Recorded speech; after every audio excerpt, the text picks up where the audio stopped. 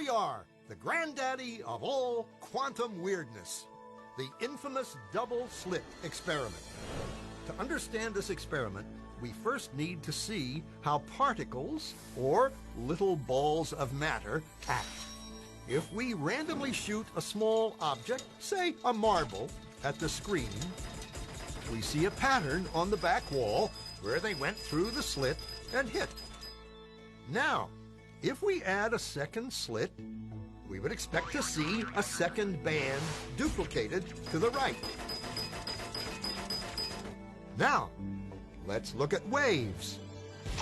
The waves hit the slit and radiate out, striking the back wall with the most intensity directly in line with the slit. The line of brightness on the back screen shows that intensity. This is similar to the line the marbles make. But when we add the second slit, something different happens. If the top of one wave meets the bottom of another wave, they cancel each other out. So now there is an interference pattern on the back wall. Places where the two tops meet are the highest intensity, the bright lines, and where they cancel, there is nothing. So, when we throw things, that is, matter, through two slits, we get this, two bands of hits. And with waves, we get an interference pattern of many bands. Good so far. Now, let's go quantum.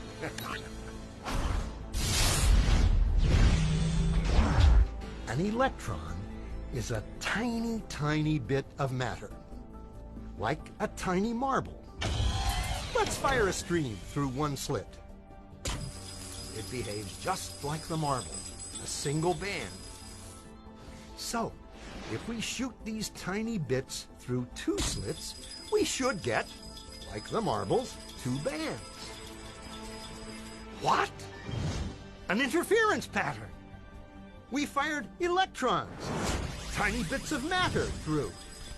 But we get a pattern like waves, not like little marbles. How? How could pieces of matter create an interference pattern like a wave? It doesn't make sense. But physicists are clever. They thought, maybe those little balls are bouncing off each other and creating that pattern. So, they decide to shoot electrons through one at a time. There is no way they could interfere with each other. But after an hour of this, the same interference pattern is seen to emerge. The conclusion is inescapable.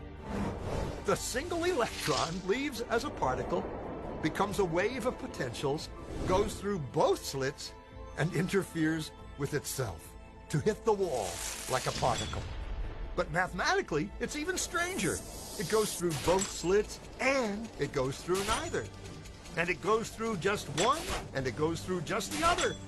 All of these possibilities are in superposition with each other. But physicists were completely baffled by this.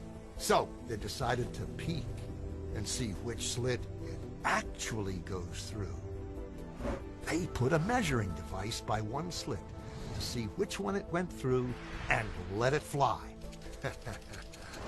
But the quantum world is far more mysterious than they could have imagined.